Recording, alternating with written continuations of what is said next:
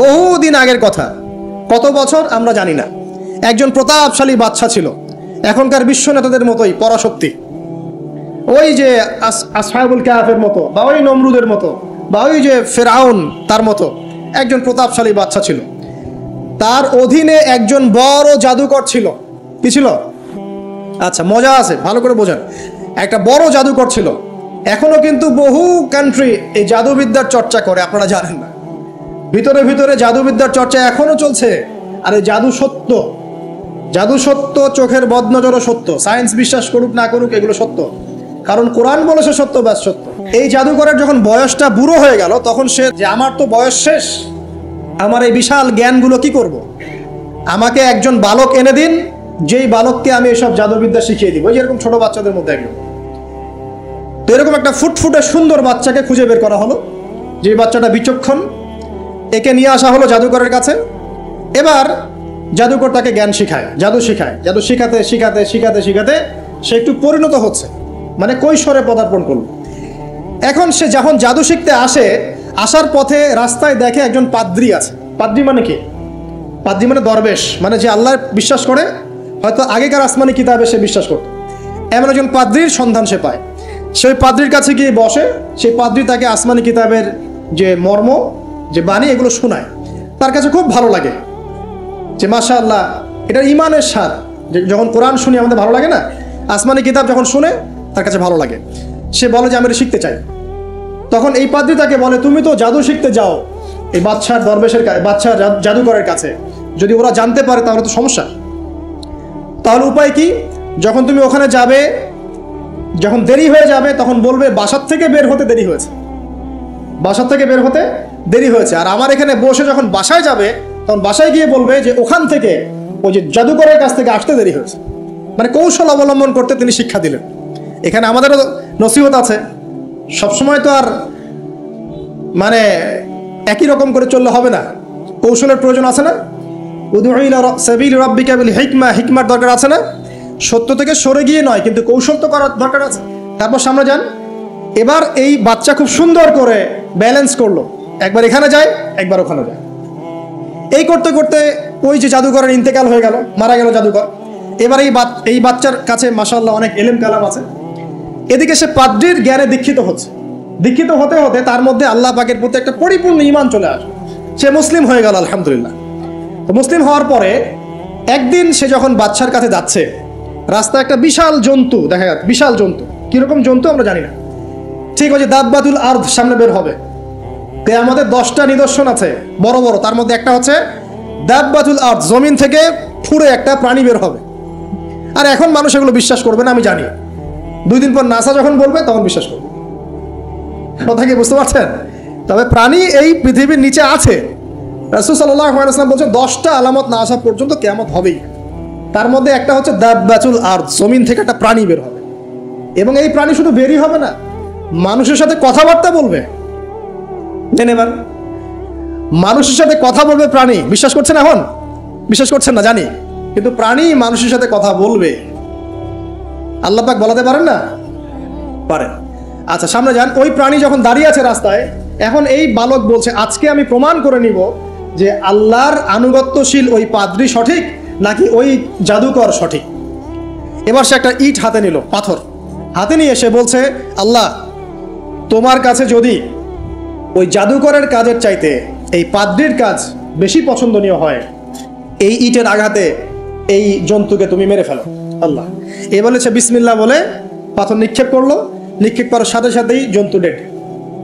তখন তার আইন আল ইয়াকিন, হাক্কুল ইয়াকিন হয়ে গেল যে হ্যাঁ, আল্লাহর কাছে এই পাদ্রীর আমলই সবচেয়ে বেশি পছন্দনীয়। তার আর মনে কোনো সংশয় থাকলো না। কিশোর মানুষ না, কতটুকুই বা বোঝেন নাই? এবার তার মধ্যে একটা ইয়াকিন চলে আসলো এবং সে পরিপূর্ণ মুমিন, মুসলিম হয়ে গেল। এবার যখন সে রাজ দরবারে যায়, তার কাছে পেশেন্ট আসে। মানে একজন মানুষ এসেছে, সে বলছে যে আমার চোখের সমস্যা। সে চোখে হাত দেয়, হাত দিয়ে বলে যে আপনি আল্লাহর প্রতি ঈমান নিয়ে আসেন, আমি আল্লাহর কাছে দোয়া করব, চোখ ভালো হয়ে যাবে। এভাবে পেশেন্ট আসে, সে বলে আল্লাহর প্রতি ঈমান নিয়ে আসেন, আমি দোয়া করব, ভালো হয়ে যাবে। এভাবে আস্তে আস্তে তার নাম এবং খ্যাতি ছড়িয়ে পড়তে লাগলো। যেই তার কাছে আসে, সে বলে আগে মুসলিম হন, ইমানদার হন, আল্লাহর প্রতি বিশ্বাস করেন, আমি দোয়া করব, ভালো হয়ে যাবে। চোখ অন্ধ ভালো হয়ে যাচ্ছে, কুষ্ঠরোগী ভালো হয়ে যাচ্ছে, হ্যাঁ, প্যারালাইজড রোগী ভালো হয়ে যাচ্ছে, আলহামদুলিল্লাহ। নবী ঈসা আলাইহিস সালাম এমনটা করেছিলেন না? আল্লাহ পাক চাইলে করতে পারেন। একদিন ওই রাজ দরবারের একজন মন্ত্রী আসছে, এবার ওই রাজার একজন এমপি সাহেব, তার চোখে সমস্যা, সে আসছে, এসে বলছে যে আমার এই চোখের সমস্যা, আমার চোখটাকে ভালো করার দরকার, তোমার কাছে কোনো ওষুধ আছে নাকি? তো সে বলছে যে আপনি আল্লাহর প্রতি ঈমান নিয়ে আসেন, আমি আল্লাহর কাছে দোয়া করব, আপনি ভালো হয়ে যান। এবার সে আলহামদুলিল্লাহ ঈমান নিয়ে আনলো এবং সে ভালো হয়ে গেল। এই ভালো হয়ে যাওয়ার পরের দিন যখন সে আবার ওই পার্লামেন্টে গিয়েছে আর কি, ওদের তৎকালীন রাজদরবারে, এবার রাজা ওকে দেখে বলছে যে তোমার তো চোখ অন্ধ ছিল, কিভাবে সেবা লাভ করলে? তো সে বলে না কিভাবে সেবা লাভ করলো, সে বলতে চাচ্ছে না, কারণ সে আজ করছে যে বললে সমস্যা হবে। এক পর্যায়ে তাকে খুবই পিটুনি দেওয়া হচ্ছে, রিমান্ডে নিয়ে গিয়ে কঠিন মাইট দেওয়া হচ্ছে। এক পর্যায়ে সে মারের যন্ত্রণা সহ্য করতে না পারে বলে ফেললো যে ওই বাচ্চা, তার কাছে গিয়ে আমি আরোগ্য লাভ করেছি এবং সে আমাকে বলেছে যে তার রবের প্রতি ঈমান নিয়ে আসতে, তাহলে আমি শেফা লাভ করব। এই বাচ্চা এখন বলছে ফেরাউনের মতো, যায় না রব্বুকুমুল আ'লা, আমি তো তোমাদের রব, নমরুদের মতো আমি তো তোমাদের রব, ঠিক আছে, আমি ছাড়া তোমাদের কে রব আছে? মা আলিমতু লাকুম মিন ইলাহিন গায়রি, মা আলিমতু লাকুম মিন ইলাহিন গায়রি, আমি তো জানি না যে আমি ছাড়া তোমাদের কোনো ইলাহ আছে। এবার এই লোকটাকে হত্যা করা হলো, এই এমপি সাহেবকে হত্যা করা হলো, বিকজ সে ঈমান নিয়ে আসে। এবার সেই বালককে ডেকে আনা হচ্ছে, বলা হচ্ছে বলো তুমি নাকি তোমার রবের নাম দিয়ে মানুষের ট্রিটমেন্ট করা শুরু করেছো? তখন সেই বালক বলছে হ্যাঁ, আমি এক আল্লাহর প্রতি বিশ্বাস করি এবং তার রাসূলের প্রতি বিশ্বাস করি, তার প্রেরিত আসমানি কিতাবে বিশ্বাস করি। এখন রাজা বলছে আমি ছাড়া তোমাদের কোন ইলাহ আছে আমি তো জানি না। এই সৈন্যবাহিনী শোনো, এই বালককে ধরো, ধরে নিয়ে গিয়ে উঁচু পাহাড়ে নিয়ে যাও, ওখান থেকে ফেলে দাও। কথা বুঝতে পারছেন? এবার তাকে নিয়ে যাওয়া হলো, ক্রস ফায়ার দেওয়া হবে, এবার উপরে নেওয়া হয়েছে, একদম পাহাড়ের উপরে। এবার ওই বালক উপরে উঠে একটা দোয়া করছে, এই দোয়াটা সবাই শিখে নেন। ওই বালক উপরে উঠে দোয়া করছে আল্লাহুম্মা কফিনিহিম বিমা শি'তা, আল্লাহুম্মা কফিনিহিম বিমা শি'তা, আল্লাহুম্মা কফিনিহিম বিমা শি'তা। পাহাড় থরথর করে কাঁপা শুরু করলো এবং ওই সৈন্যবাহিনী পাহাড় থেকে পড়ে গেল, বালকের কিচ্ছু হলো না। আমি কিন্তু বানোয়াট কোনো গল্প বলছি না, এটা কোরআন থেকে বলছি এবং এটা তাফসীর, আপনি যে কোনো তাফসীর পড়েন, মারিফুল কোরআন, তাফসীর ইবনে কাসির, জালালাইন পড়ে দেখেন, জাস্ট পড়ে দেখেন আমার সাথে ডিবেট করার আগে। এবার সে বালক হেঁটে হেঁটে চলে আসলো রাজদরবারে। আবার কি ব্যাপার, তুমি মরো নাই? না, আল্লাহ আমাকে বাঁচিয়েছে, আমার রব আমাকে বাঁচিয়েছে। আবার পাঠানো হচ্ছে আরেক দল সেনাবাহিনীকে নিয়ে, যাও এবার ওকে সমুদ্রে নিয়ে যাও, সমুদ্রের মাছ সমুদ্রে ডুবিয়ে দিবে। আবার সে ওখানে গিয়ে বলল আল্লাহুম্মা কফিনিহিম বিমা শি'তা, হে আল্লাহ, অর্থ হচ্ছে হে আল্লাহ, আমার বিপক্ষে যারা আছে আপনি যা দিয়ে ইচ্ছা ওদের বিরুদ্ধে আমাকে সাহায্য করেন। অর্থটা হচ্ছে এমন, আল্লাহুম্মা কফিনিহিম বিমা শি'তা, আল্লাহ আপনি আমার জন্য যথেষ্ট হয়ে যান, ওদের বিরুদ্ধে আমার জন্য যথেষ্ট হয়ে যান, যা ইচ্ছা তাই দিয়ে আপনি হেদায়েত করুন, মানে আমাকে হেফাজত করুন, ঠিক আছে? আল্লাহুম্মা কফিনিহিম বিমা শি'তা, ছোট্ট দোয়া। এবার ওই সমুদ্র উত্তাল হওয়া শুরু করলো এবং ওরা জাহাজ থেকে পড়ে গেল। এই বাচ্চা সেফলি আবার চলে আসলো রাজদরবারে, বিশ্বাস করছেন না? চলে আসলো। এবার আসার পরে বলছে শোনেন, আমাকে এভাবে মারতে পারবেন না, আমাকে এইভাবে মারা যাবে না, আমি আপনাদেরকে বলে দিচ্ছি কিভাবে আপনি আমাকে মারতে পারবেন। তো বাচ্চা বলছে কিভাবে মারতে পারবো বলো? তখন সেই বাচ্চাটা বলছে যে আপনি সমস্ত এলাকার মানুষকে এক জায়গায় জড়ো করবেন, মানে পুরো নেশনের যত মানুষ সবাইকে একটা মাঠে নিয়ে আসবেন, মাঠের মাঝখানে একটা গাছ রোপণ করবেন বা একটা কিছু স্তম্ভ নির্মাণ করবেন, সেখানে আমাকে বেঁধে ফেলবেন। বেঁধে ফেলার পরে আমার এই ধনুক থেকে একটা তীর বের করবেন, তীর বের করে আপনি নিজ হাতে এই তীরটাকে নিশানা দিবেন, দিয়ে বলবেন বিসমিল্লাহ আল্লাহর নামে, বিসমিল্লাহ আল্লাহর নামে, বিসমিল্লাহি রব্বি হাযাল গোলাম বলে ছুড়বেন। অর্থ হচ্ছে আমি এই রবের, আমি এই বাচ্চার রব, আমি এই বাচ্চার রব আল্লাহর নামে তীর ছুড়লাম, এটা বলে তীরটা নিক্ষেপ করবেন, তাহলে আমি মরবো, তার আগে মরবো। কথা কি বুঝতে পারছি? এবার তাই করা হলো, সমস্ত এলাকার মানুষকে এখানে জড়ো করা হলো। কথাটা ভালো করে বোঝেন, সমস্ত এলাকার মানুষ মানে কি? ওই এলাকার সব মানুষ, মানে মুমিন কাফের যে আছে সবগুলাকে একত্রিত করা হলো। করার পরে বাচ্চাটাকে এভাবে একটা জায়গায় বেঁধে দেওয়া হয়েছে, খেজুর গাছে, তাফসীরে এসেছে খেজুর গাছে।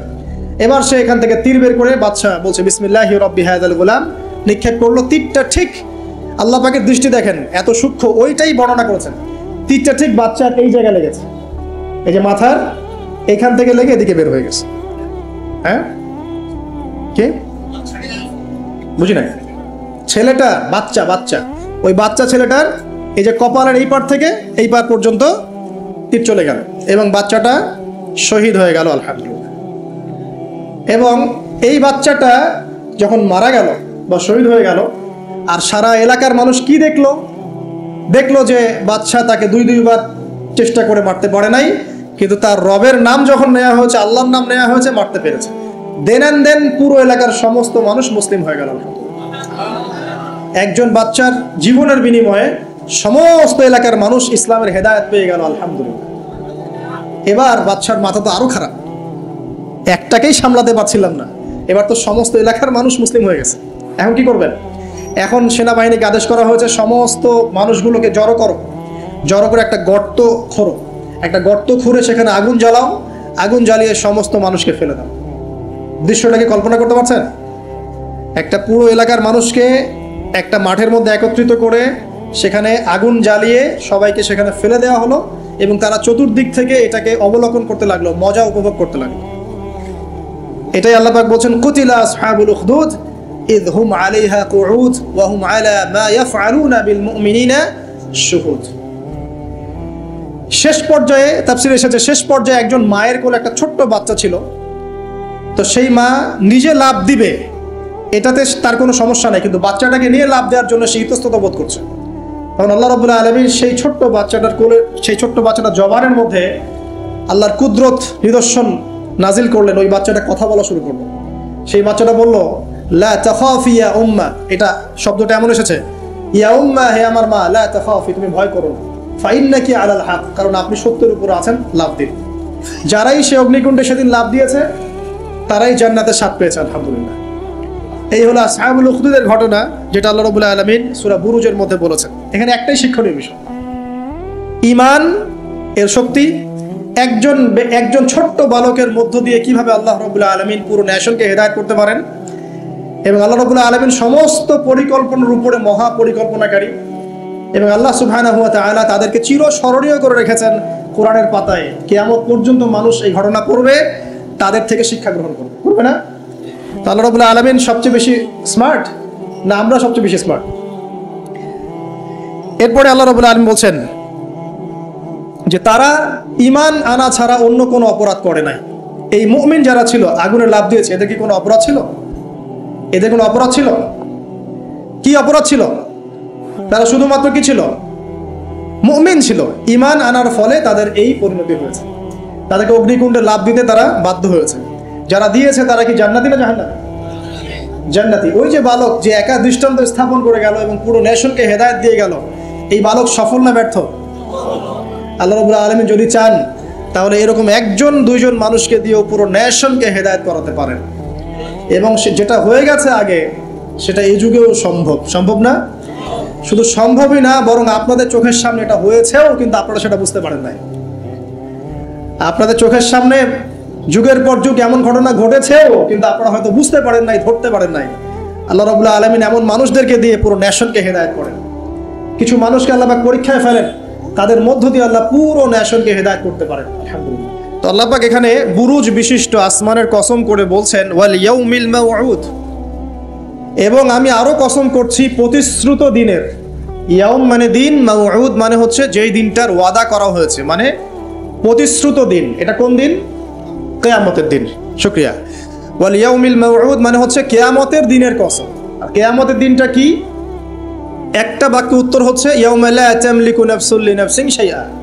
কিয়ামতের দিন এমন একটা দিন যেই দিন কোনো নফস, মানে কোনো সত্তা অন্য কোনো সত্তার যাররা পরিমাণ উপকার করতে পারবে না।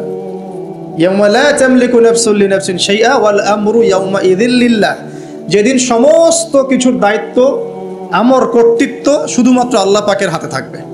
এই হলো কিয়ামতের দিন। এখানে কোনো পলিটিক্যাল সম্পর্ক চলবে না, কোনো বংশের সম্পর্ক চলবে না, রক্ত, বর্ণ, জাতীয়তাবাদ চলবে না। চলবে কি? ঈমান এবং আমল। ঈমান এবং আমল, এর উপরে আল্লাহ পাক যাকে রহম করবেন সেই জান্নাতে যেতে পারবে। মানুষ তার আমলের বদৌলতেও জান্নাতে যাবে না। মানুষ তার তার আমলের বদৌলতে কখনো জান্নাতে যাবে না যদি না আল্লাহ পাক তাকে রহম করেন। একজন আবেদ ব্যক্তির ঘটনা আছে, এগুলো সহিহ হাদিসের মধ্যেই আছে। 500 বছর আল্লাহ পাকের ইবাদত করেছিল। কত বছর? 500 বছর। তাকে যখন বলা হচ্ছে যে তুমি আল্লাহর রহমতে জান্নাতে যাও, সে বলে বসেছিল যে, বা বলে বসবে কিয়ামতের মাঠে যে আমার আমলের বদৌলতে। তখন আল্লাহ রাব্বুল আলামিন তাকে ডেকে বলবেন যে তোমার সব আমলগুলোকে এক পাল্লায় রাখা হবে, আর আমি তোমাকে যে নিয়ামতগুলো দিয়েছিলাম সেগুলো এখন আরেক পাল্লায় রাখা হবে। দেখা যাবে দুই চোখের যে নিয়ামত, আল্লাহ পাকের দুইটা চোখের যে নিয়ামত যা আল্লাহ মানুষকে দিয়েছেন, ওই 500 বছর ইবাদতের নেকি তার চেয়ে বেশি হয়ে যাবে। মানে দুই চোখের নিয়ামতের চাইতে 500 বছরের ইবাদত কম হয়ে যাবে। তাহলে এই হলো আল্লাহ পাকের রহমতের একটা আমি নমুনা দিলাম যে আল্লাহ পাকের রহমত ছাড়া কেউ জান্নাতে যেতে পারবে না। ওয়াল ইয়াউমিল মাউউদ মানে কিয়ামতের দিন, সেই দিন যেদিন কোনো নফস কোন নফসের উপকার করতে পারবে না, পৃথিবীর কোনো সম্পর্ক সেখানে টিকবে না।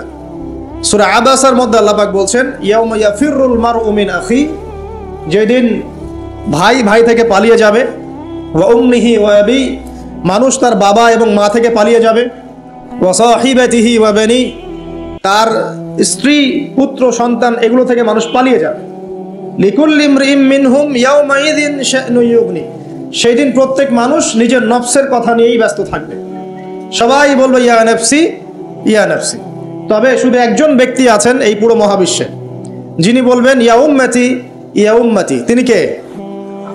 আমাদের প্রিয় নবী মুহাম্মদ রাসূলুল্লাহ সাল্লাল্লাহু আলাইহি ওয়াসাল্লাম, এই একমাত্র মানুষ যিনি আল্লাহ পাকের সামনে কিয়ামতের মাঠে বলবেন ইয়া উম্মতি ইয়া উম্মতি, হায় আমার, হে আল্লাহ আমার উম্মত, হে আল্লাহ আমার উম্মত। আজকে সেই নবীর আদর্শ আমরা ভুলে গেছি। সেই নবীর সুন্নত পালন করতে গেলে লজ্জা লাগে। ইয়াং জেনারেশন দেখবেন বিটিএস এর সুন্নত পালন করে, ওই যে ম্যানচেস্টার ইউনাইটেডের সুন্নত ফলো করছে। হ্যাঁ, ক্রিকেট প্লেয়ার, ওই যে ফুটবল প্লেয়ার, বলিউডের নায়ক, বলিউডের নায়িকা, হলিউডের নায়ক নায়িকা, এগুলোর সুন্নত ফলো করছে। রাসূলুল্লাহ সাল্লাল্লাহু আলাইহি ওয়াসাল্লামের সুন্নাহ মতো দাড়ি রাখতে লজ্জা লাগে, তার মতো কাপড় পরতে লজ্জা লাগে, হ্যাঁ, তার আদর্শটাকে ফলো করতে লজ্জা লাগে। অথচ সেই মানুষটাই কিয়ামতের মাঠে এই উম্মতের পক্ষে কথা বলবেন যে হে আল্লাহ আমার উম্মত, আমার উম্মত।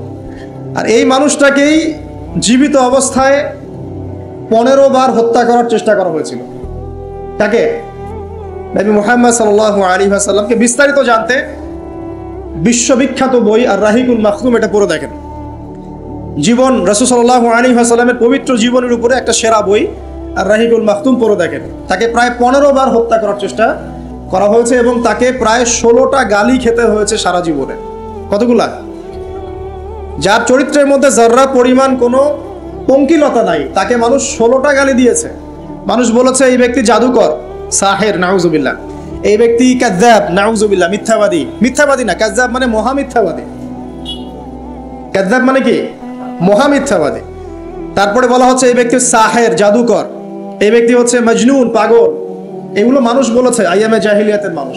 তো এই যে আবু জাহেল, আবু লাহাবরা যে কথাগুলো বলেছিল, আজকের এই সো কল্ড বাক স্বাধীনতার যুগে কিছু মানুষ এই কথা বলে না? বলে না? তো এরা কার উত্তরসূরি বুঝতে পারছেন? এই যে আবু লাহাব যে বলেছিল ও আলী জামাআতানা লিহাদা, ও সে বলেছিল আলী জামাআতানা লিহাদা। ওই পাহাড়ের নিচে দাঁড়িয়ে আবু লাহাব বলছিল। নবী সাল্লাল্লাহু আলাইহি ওয়াসাল্লাম বলছেন তোমরা সবাই শুধু বলো কুলু লা ইলাহা ইল্লাল্লাহ তুফলিহুন। হে আমার চাচারা, কুরাইশ বংশের যারা আছেন আপনারা, ইয়া মা'আশারাল কুরাইশ, আপনারা শুধু বলেন কুলু লা ইলাহা ইল্লাল্লাহ, খালি একবার বলেন যে লা ইলাহা ইল্লাল্লাহ তুফলিহুন, আপনারা সফল হয়ে যাবেন, আরব আজম উভয়ের রাজত্ব পাবেন। নবীজি বলছেন।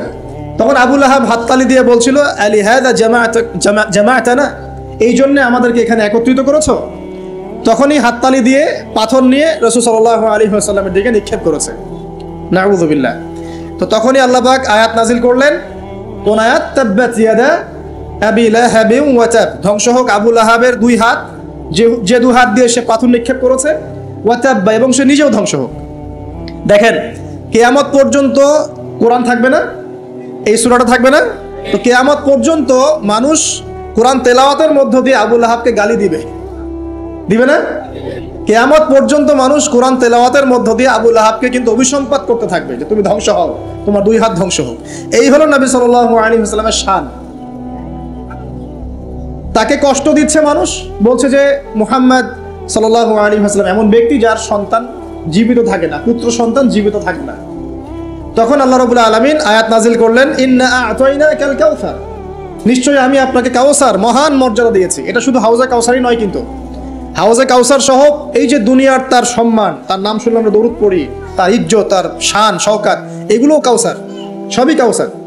তো নিশ্চয় আমি আপনাকে কাউসার দিয়ে দিয়েছি। ফাসাল্লি লিরাব্বিকা ওয়ানহার, আপনি মন খারাপ করেন না, আপনি আপনার রবের জন্য সালাত আদায় করেন, তার পথে স্যাক্রিফাইস করেন। কুরবানি মানে শুধু কিন্তু পশু কুরবানি নয়, এখানে তার পথে আত্মত্যাগ করা, যেটা রাসূল সাল্লাল্লাহু আলাইহি ওয়াসাল্লাম সারা জীবন করে গেছেন। ইন্না শানিয়াকা হুয়াল আবতার, নিশ্চয়ই আপনার যারা শত্রু এরা সব নির্বংশ হয়ে যাবে। ওই যে আবু জাহেলের সুন্নতগুলো কিন্তু এখনো চালু আছে। দেখবেন সুযোগ পেলেই মানুষ রাসূলুল্লাহ সাল্লাল্লাহু আলাইহি ওয়াসাল্লামের পবিত্র চরিত্র নিয়ে কথা বলে। তো যারা অজ্ঞ তাদের ব্যাপারে আমাদের আফসোস অতটা নয় যতটা আমাদের এই মুসলিম যুবকদেরকে নিয়ে আমাদের আফসোস। এই মুসলিম পরিবারে জন্মগ্রহণ করার পরেও আজ পর্যন্ত কেউ রাসূলের জীবনী পড়ে দেখলো না, আজ পর্যন্ত রাসূলের সুন্নাত ফলো করার সুযোগ হলো না, তৌফিক হলো না। 5 ওয়াক্ত নামাজটুকু পড়তে পারছেন না, দাড়িটা ছাড়তে পারছেন না, টাকনুর উপরে কাপড় উঠাতে পারছেন না, হারাম রিজিক ছাড়তে পারছেন না, মাদক ছাড়তে পারছেন না, জিনা পর্ন ছাড়তে পারছেন না। অথচ আপনি রাসূলুল্লাহ সাল্লাল্লাহু আলাইহি ওয়াসাল্লামের উম্মত। আপনার জন্যই আমার জন্যই নবী সাল্লাল্লাহু আলাইহি ওয়াসাল্লাম কালকে আমাদের মাঠে সুপারিশ করবে ইনশাআল্লাহ তাআলা। তো সুপারিশ পেতে হলে তো যোগ্য হতে হবে নাকি? একটা সুপারিশ পেতে হলে তো যোগ্য হতে হবে। যোগ্যতা কি? এক বাক্যে উত্তর হচ্ছে আপনার 24 ঘন্টাকে আপনি নবী সাল্লাল্লাহু আলাইহি ওয়াসাল্লামের সুন্নাহ দিয়ে ঢেলে সাজাবেন। একদম উঠবেন, বসবেন, খাবেন, চলবেন, ফিরবেন, কথা বলবেন, নামাজ পড়বেন, যত কাজ আছে সব হবে কার তরিকায়? রাসূল সাল্লাল্লাহু আলাইহি ওয়াসাল্লামের তরিকায়। যদি এটা শিখতে না পারেন, ওই যে আল্লাহর রাস্তায় সময় দিচ্ছে ভাইরা, 3 দিন 7 দিন 40 দিন চলে যান, দেখবেন 40 দিনের মধ্যে আপনাকে সুন্নত শিখায় বাসায় পাঠিয়ে দিবেন ইনশাআল্লাহ। এমন কোন জামাত নাই যেটা 100% পরিশুদ্ধ আছে। তো ওই বিতর্কিত বিষয়গুলো ছাড়েন, বিতর্কিত বিষয়গুলো আপাতত ছেড়ে দেন। সুন্নতটা তো শিখাবে আপনাকে তো নামাজটা শিখাবে, জামাতে নামাজের পাবন্দি শিখাবে, হাদিস চর্চা শিখাবে, তালিম করা শিখাবে, দাওয়াত দেওয়া শিখাবে। এইটুক শিখে চলে আসেন। কমপক্ষে আপনি আপনার ব্যক্তি জীবনটাতে রাসূলের সুন্নাহটা প্রতিষ্ঠা করেন। সারা দুনিয়ার মানুষ সুদ খায় খাক, অর্থনৈতিক জীবনে গিয়ে আমি সুদ খাবো না। প্রয়োজনে কৃষিকাজ করে খাবো, মাছ চাষ করে খাবো, গরু ছাগল প্রতিপালন করব, তারপরেও সুদ খাবো। আমি ব্যবসা করতে গিয়েছি, ওখানেও নবীর সুন্নত লাগবে, আমি মাপে কম দিতে পারবো না। সারা দুনিয়ার মানুষ দেয়, দেখ, সারা দুনিয়ার মানুষ মজুদ করে করুক, আমি করব না। সারা দুনিয়ার ব্যবসায়ীরা কালোবাজারি করে করুক, আমি করব না। একজন মুসলিম যুবকের চরিত্র হবে আমি। চাকরি করতে গিয়েছেন, চাকরি করা অবস্থায় যদি দেখেন যে হ্যাঁ আপনি নীতি নৈতিকতা বজায় রেখে করতে পারছেন, আলহামদুলিল্লাহ। যদি দেখেন এখানে আপনি ইসলামে টিকতে পারছেন না, রিজাইন দিয়ে চলে আসেন, এসে নিজস্ব প্রজেক্ট তৈরি করেন। এমন অনেক মানুষকে আমরা চিনি যারা বড় বড় চাকরি ছেড়ে দিয়ে, হারাম চাকরি ছেড়ে দিয়ে কৃষিকাজ করেছে, করে আল্লাহ পাক তাদেরকে এখন স্বাবলম্বী করেছে। রিজিক কার হাতে ভাই? আল্লাহর হাতে। আর কোরআনে কিন্তু বেশি থেকে বেশি কৃষিভিত্তিক অর্থনীতির কথাই বলা হচ্ছে। দেখবেন, কোরআন পড়ে দেখবেন, বেশি থেকে বেশি কৃষিভিত্তিক অর্থনীতির কথাই বলা হচ্ছে এবং ব্যবসার কথা বলা হচ্ছে। এর মানে এই না আপনি চাকরি করতে পারবেন না, পারবেন। যদি আপনি চাকরি করা অবস্থায় কোরআন সুন্নাহ ফলো করতে পারেন, আলহামদুলিল্লাহ। যদি না পারেন, প্রতিবন্ধকতা থাকে, একেবারেই পারছেন না, দেয়ালে পিঠ থেকে যাচ্ছে, ছেড়ে দেন। পরকালটাকে ইহকালের জন্য নষ্ট করেন না। আল্লাহ পাক বোঝার তৌফিক দান করুন। এবার সমাজ চালাবেন, এখানেও রাসূলের সুন্নাহ প্রয়োজন আছে। মন গড়া সুন্নত দিয়ে সমাজ সংস্কার হবে না, রাসূলের সুন্নত দিয়েই সমাজ সংস্কার হবে ইনশাআল্লাহ তাআলা।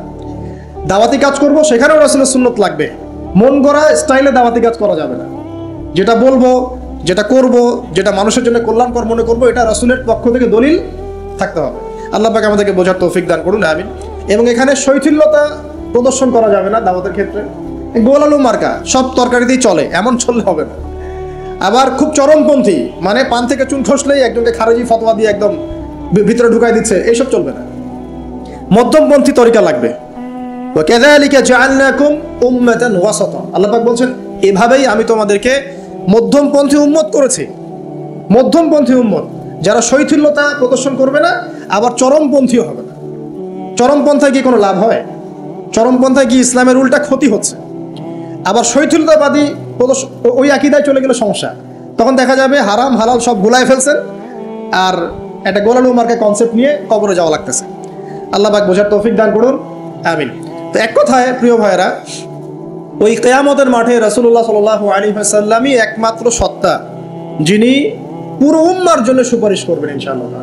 তো সেই সুপারিশ পাওয়ার যোগ্য হতে হলে আমাদের চলনে বলনে কথায় কাজে ব্যবসা অর্থনীতি সব ক্ষেত্রে রাসূলের সুন্নাহকে সর্বোচ্চ অগ্রাধিকার দিতে হবে। অনেক আদর্শের কথা আমরা বলি, সবচেয়ে সেরা আদর্শ মুহাম্মদ সাল্লাল্লাহু আলাইহি ওয়াসাল্লাম, তার আদর্শের উপরে কোনো আদর্শ নাই। অতএব এই আদর্শটাকে মনে পারে ধারণ করা, লালন করা, মননে ধারণ করে বাস্তবে ইমপ্লিমেন্ট করা। আল্লাহ পাক আমাদেরকে তৌফিক এনায়েত করুন, আমিন। তো প্রিয় ভাইরা, কিয়ামতের মাঠ সম্পর্কে অনেক ভয়াবহ চিত্র আছে, আজকে আমি সেটা বলার সুযোগ পাচ্ছি না। এতটুকু বলবো যে এটা হচ্ছে ন্যায় বিচারের মাঠ।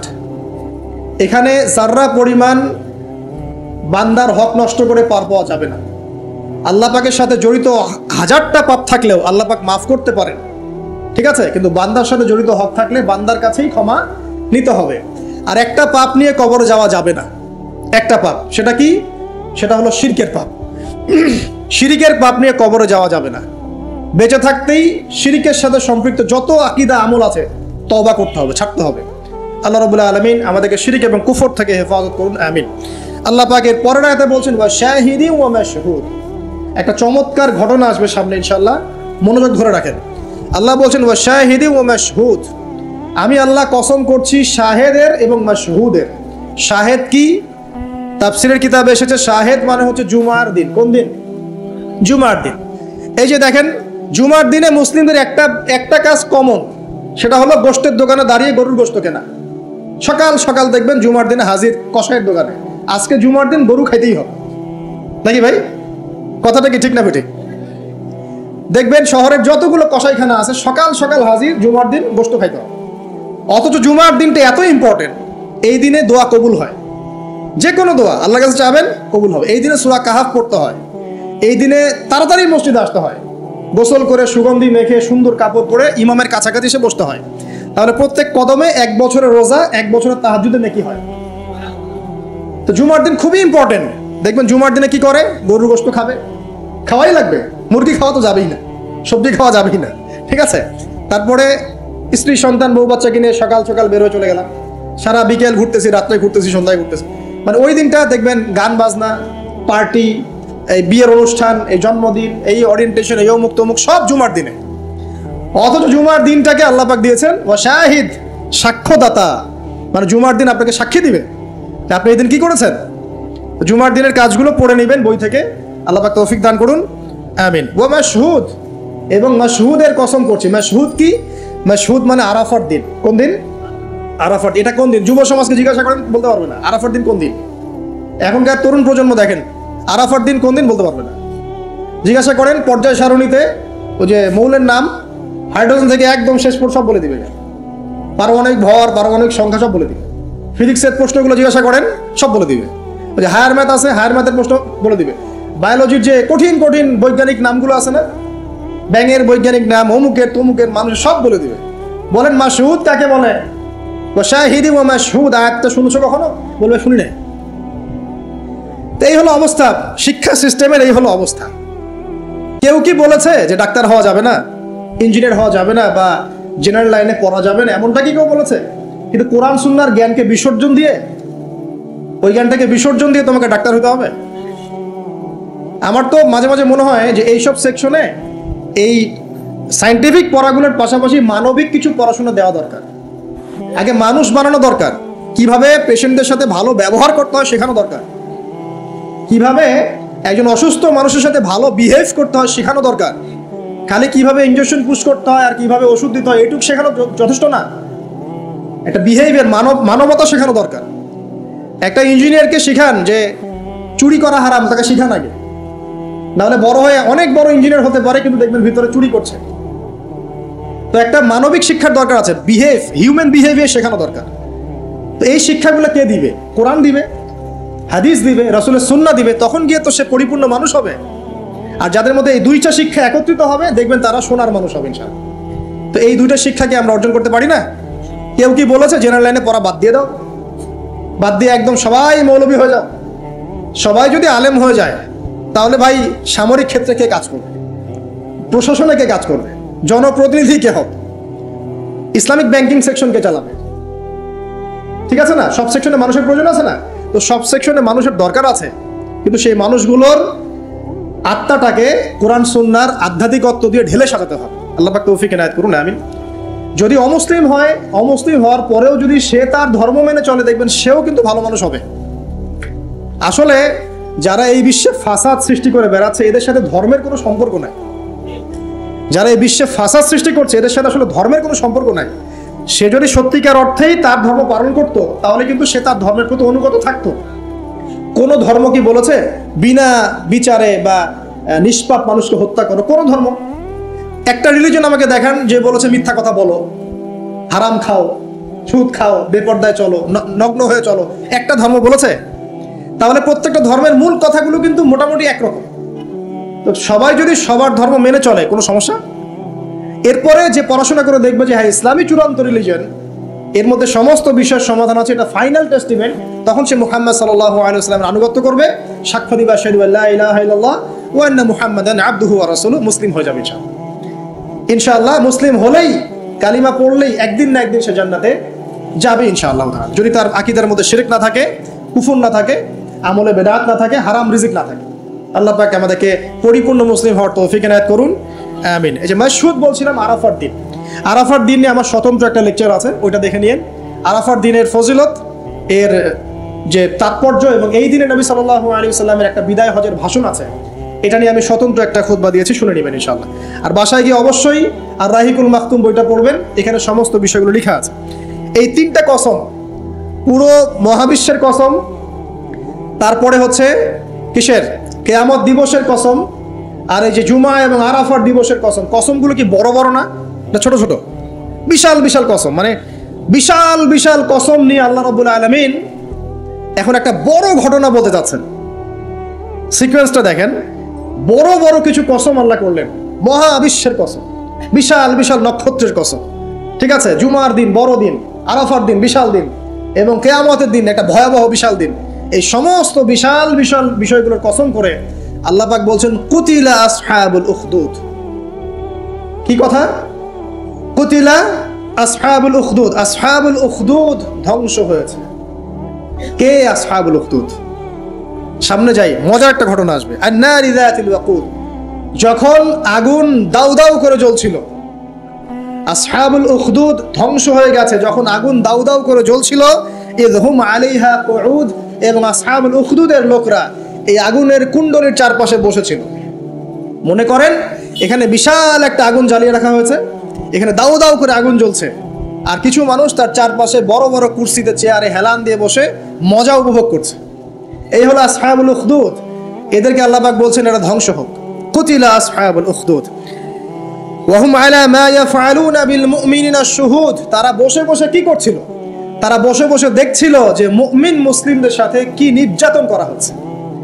মুমিন মুসলিমদের সাথে ওই আগুনের মধ্যে যা নির্যাতন করা হচ্ছিল, ওরা চারপাশে বসে বসে এটা অবলোকন করছিল, হাসছিল, মজা নিচ্ছিল। এই আসহাবুল উখদুদরা ধ্বংস হোক। ওয়ামা নাকামু মিনহুম ইল্লা আন ইউমিনু বিল্লাহিল আজিজিল হামিদ। আল্লাহ পাক বলছেন ওই মুমিনদের কোনো দোষ ছিল না যে মুমিনদেরকে ওই অগ্নিকুণ্ডে পুড়িয়ে মারা হচ্ছিল এবং চারপাশে কিছু মানুষ জড়ো হয়ে দেখছিল, মজা নিচ্ছিল। আসহাবুল উখদুদ, ওই মুমিনদের কোনো দোষ ছিল না, শুধু একটা অপরাধ তাদের দৃষ্টিতে। কি সেটা? যে এই মুমিনরা এক আল্লাহর প্রতি ঈমান এনেছিল। এই মুমিন হওয়া ছাড়া তাদের কোনো দোষ ছিল না। কথা বুঝতে পারছেন? এবার চলে আসেন এখানে কিভাবে আসলাম। বহুদিন আগের কথা, কত বছর আমরা জানি না। একজন প্রতাপশালী বাদশা ছিল, এখনকার বিশ্ব নেতাদের মতোই পরাশক্তি, ওই যে আসহাবুল কাহাফের মতো, বা ওই নমরুদের মতো, বা ওই যে ফেরাউন তার মতো একজন প্রতাপশালী বাদশা ছিল। তার অধীনে একজন বড় জাদুকর ছিল। কি ছিল? আচ্ছা, মজা আছে, ভালো করে বোঝেন। একটা বড় জাদুকর ছিল। এখনো কিন্তু বহু কান্ট্রি এই জাদুবিদ্যার চর্চা করে, আপনারা জানেন না। ভিতরে ভিতরে জাদুবিদ্যার চর্চা এখনো চলছে। আর এই জাদু সত্য, জাদু সত্য, চোখের বদনজরও সত্য। সায়েন্স বিশ্বাস করুক না করুক, এগুলো সত্য। কারণ কোরআন বলেছে সত্য, ব্যাস সত্য। জিন সত্য নাকি মিথ্যা? ফেরেশতা সত্য না মিথ্যা? কবরের আযাব সত্য না মিথ্যা? এগুলো তো চোখে দেখা যায় না, বিশ্বাস করলেন কিভাবে? এই চোখে দেখা যায় না বিশ্বাস করেছেন বলেই তো আপনি মৌলবাদী।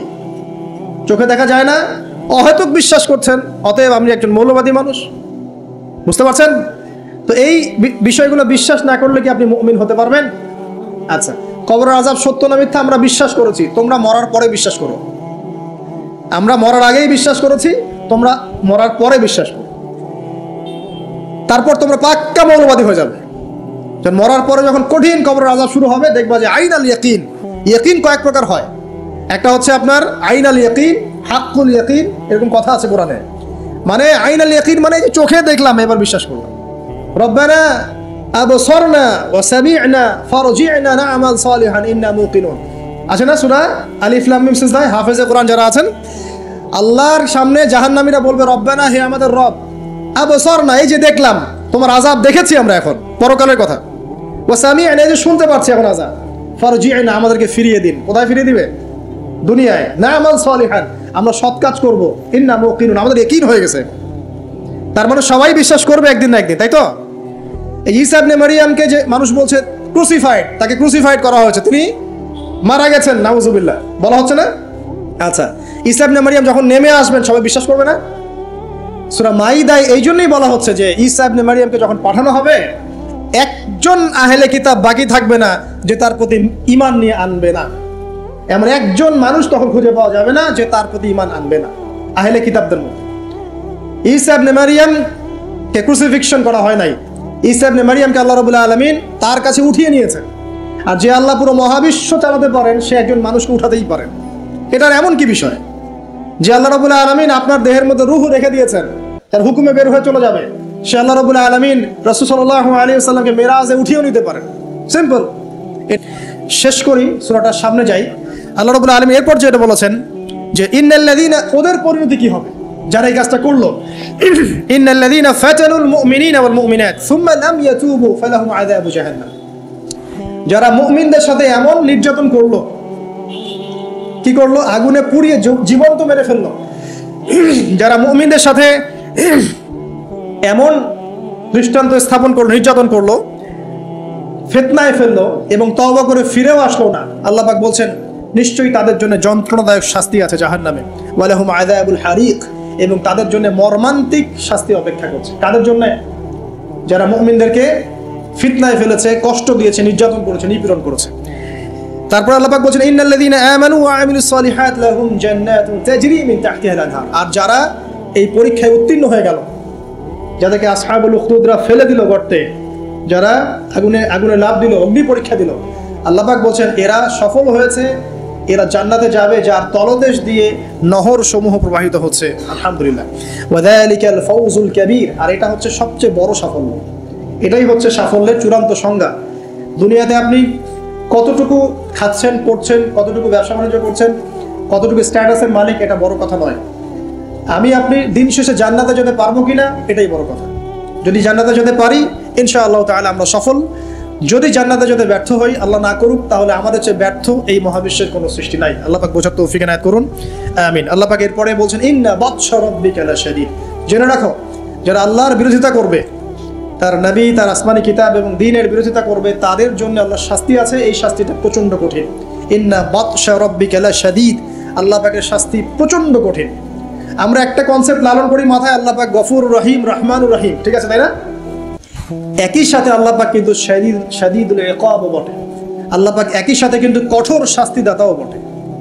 আল্লাহ এটা বলছেন ইন্না বাতশা রাব্বিকা লাশাদীদ। আল্লাহ পাক ছাড় দিচ্ছেন আমাদেরকে, ছেড়ে দিবেন না। কিন্তু তোমরা যারা এখন নামাজ পড়ছো না, সওম রাখছো না, হারাম কাজে লিপ্ত আছো, হারাম খাচ্ছ, এবং জেনায়, পর্নে, মাদকে লিপ্ত আছো, অহেতুক সময় নষ্ট করছো, দিনের কোনো ফিকির নাই, আল্লাহ পাক কিন্তু সবকিছু দেখছেন, আল্লাহ পাক কিন্তু সবকিছু শুনছেন, আল্লাহ রাব্বুল আলামিন সুযোগ দিচ্ছেন, সময় দিচ্ছেন। তাই বলে কিন্তু আল্লাহ পাক ছেড়ে দিবেন না কখনো। আল্লাহ রাব্বুল আলামিন কিন্তু পুঙ্খানুপুঙ্খ হিসাব নেবেন। এটাই বলছেন ইন্না বাতশা রাব্বিকা লাশাদীদ। আল্লাহ পাকের শাস্তি কিন্তু বড়ই কঠিন। আল্লাহ পাক আমাদের সবাইকে তার শাস্তি থেকে হেফাজত করুন, আমিন। একটা এক্সাম্পল দিচ্ছি খালি, জাস্ট। আবু তালেব নাম শুনেছেন?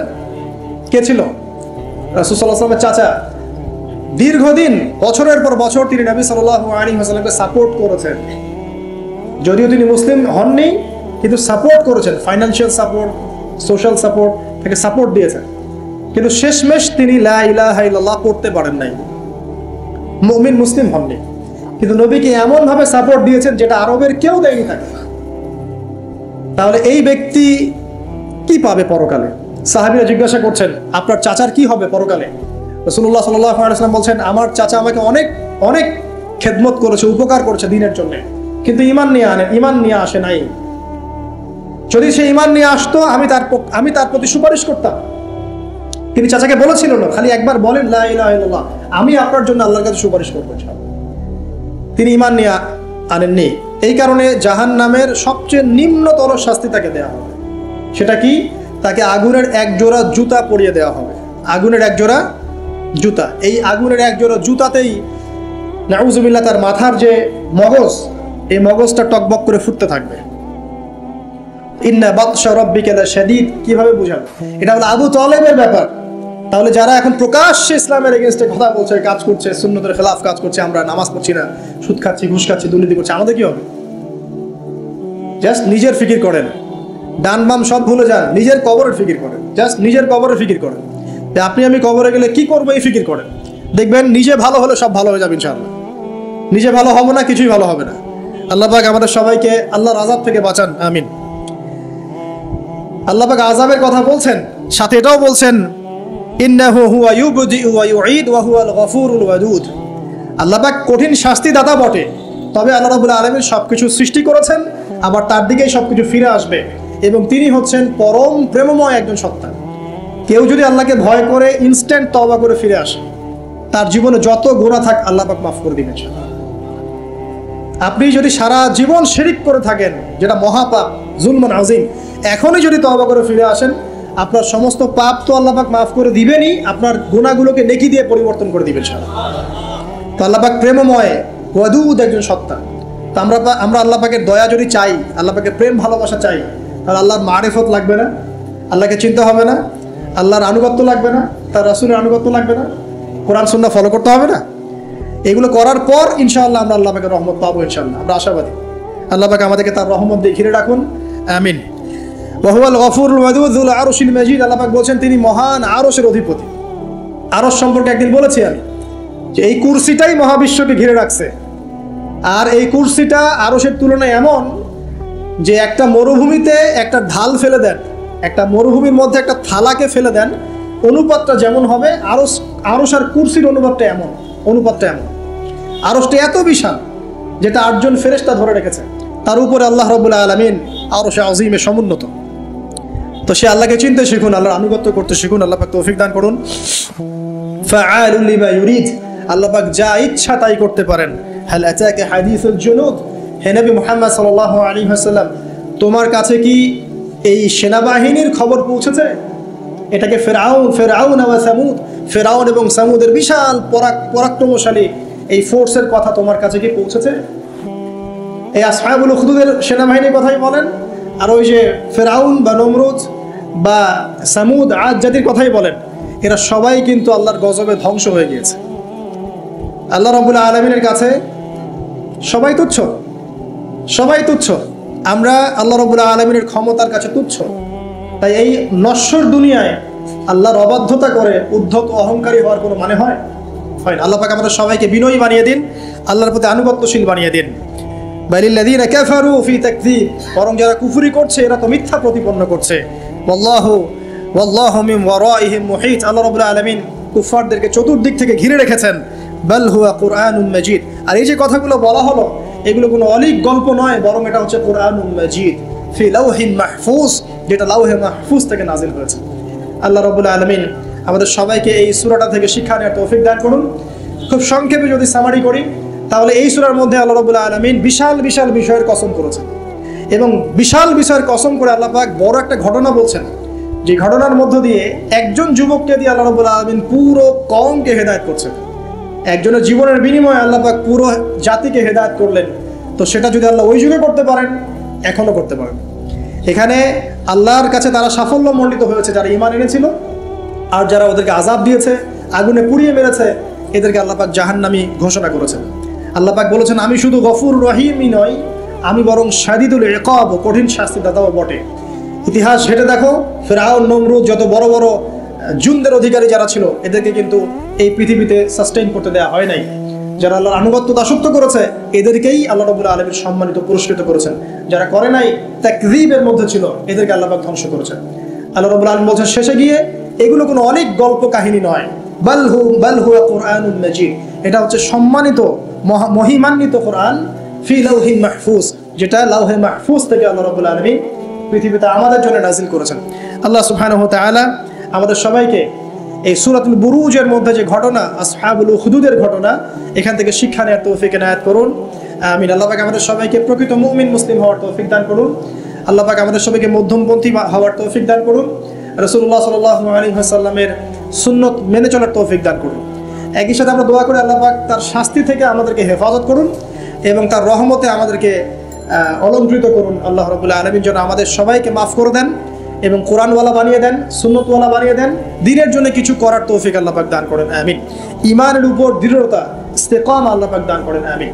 আমি এই বলে আমার সংক্ষিপ্ত আলোচনা শেষ করছি। সুবহানাকা আল্লাহুম্মা ওয়া বিহামদিকা, আশহাদু আল্লা ইলাহা ইল্লা আনতা, আস্তাগফিরুকা ওয়া আতুবু ইলাইক। আসসালামু আলাইকুম ওয়া রাহমাতুল্লাহি ওয়া বারাকাতুহু।